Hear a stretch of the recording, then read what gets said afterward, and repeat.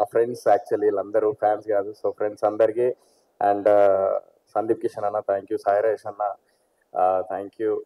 And అందరికి like especially like Brahmanandam sir, thank you so much sir వచ్చినందుకు. And ఇక లక్ష్మీ భూపాల గారు అండ్ మంచు మనోజ్ అన్న చెప్పగానే వచ్చారు. ఎప్పుడు ఫస్ట్ టైం ఎప్పుడో కలిశాను, మళ్ళీ ఫోన్లో చెప్పగానే వచ్చారు. సో చిన్నప్పటి నుంచి యాక్చువల్లీ నేను మీ అందరికి ఒకటి చెప్తాను, నేను బిగ్ బాస్ ద్వారా పరిచయం అయిన ఒక క్యారెక్టర్ అనేది బయటపడింది. కొంతమందికి నా క్యారెక్టర్ నచ్చింది, కొంతమంది నచ్చదు, నెగిటివ్స్ ఉంటాయి, పాజిటివ్స్ ఉంటాయి, ఈడికి పళ్ళు పువ్వు లేకపోతే ఈడు మంచోడు అన్నీ ఉంటూ ఉంటాయి. బట్ సినిమాకి అవన్నీ ఏం సంబంధం లేకుండా సినిమా తెర మీద నేనేం చూపించాను అనేది మాత్రమే మీరు గుర్తించి సినిమా లైక్ చూసి ఆదరించాలని మనస్ఫూర్తిగా కోరుకుంటున్నాను. సో నేను ఇవంతా ఒకటి చెప్పాలంటే ఈ సినిమా జర్నీ యాక్చువల్లీ ప్రతి ఒక్కరూ చాలా కష్టపడతారు. ఈవెన్ సాయిరాజేష్ అన్న ఇందాక చెప్పినట్టు కొబ్బరిమట్ట అప్పుడు ఎలా అయితే కష్టపడ్డారో అన్న, సో సేమ్ హియర్ నేను కూడా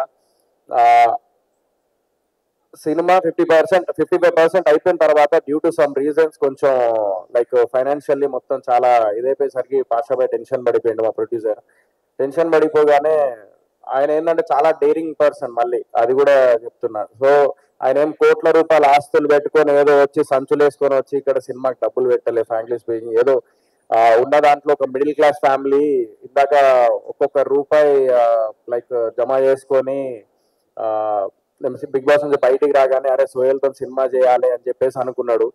సో రాగానే బుల్లెట్ బండి మీద వచ్చిండు.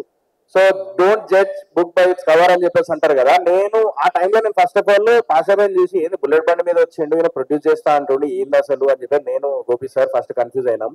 బట్ కట్ చేస్తే ఆయన లేదు, నేను అకౌంట్ లో వేసుకొని అంటే డబ్బులు వేసుకున్న తర్వాత నేను అకౌంట్ లో చూపించిన తర్వాత సినిమా స్టార్ట్ చేస్తా అని చెప్పేసి అకౌంట్ లో డబ్బులు వచ్చిన తర్వాత సినిమా స్టార్ట్ చేసిండు. అలాంటి వ్యక్తి అతను. సో అలాంటి వ్యక్తి నాకు దొరకడం నా అదృష్టం. నేనేదో ప్రొడ్యూసర్ గా నాకు పరిచయం అయ్యిండు, కానీ ఇప్పుడు నా బ్రదర్ లాగా లైక్ అయిపోయింది నాకు. వాళ్ళ ఫ్యామిలీ కానీ వాళ్ళు కానీ అండ్ వాళ్ళ బ్రదర్ సపోర్ట్. సో ఈ మధ్య కాలంలో ఏంటంటే అన్నదమ్ములు కలిసి ఉండడం లేకపోతే గొట్లాడ పెట్టుకొని మళ్ళా తర్వాత విడిపోవడాలు దూరం ఉండడాలు ఉన్నది. కానీ వాళ్ళు బ్రదర్స్ అందరు కలిసి ఉమ్మడి కుటుంబం లాగా ఉండి ఒకరికొకరు సపోర్ట్ చేసుకుంటూ ముందుకెళ్తున్నారు.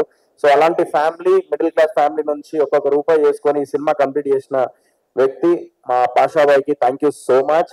అండ్ ఆ టైంలో నాకు ఏమైపోయిందంటే 50% అయిపోయింగానే మనోడు భయపడ్డాడు.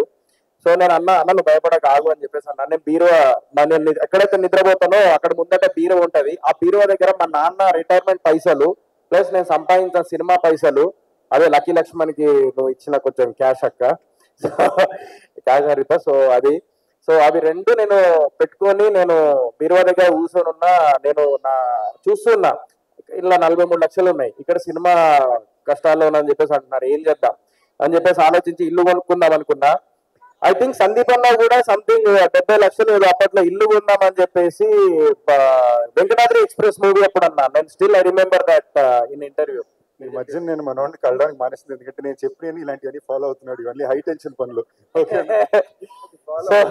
చాలా స్ట్రెస్ఫుల్ విషయాలు.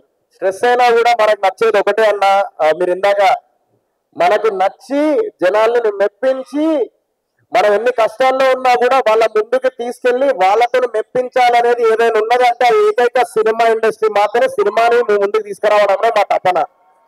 ఎన్ని కష్టాలు వచ్చినా ప్రతి ఒక్కరు అనుకుంటారు కలర్ఫుల్ లైఫ్, దీని అమ్మ జీవితం, మంచి బట్టలు వేసుకుంటారు, మంచి బూట్ కట్ ప్యాంటేషన్ సూట్ గీట్ వేసుకొని వస్తారు అని చెప్పేసి అనుకుంటారు.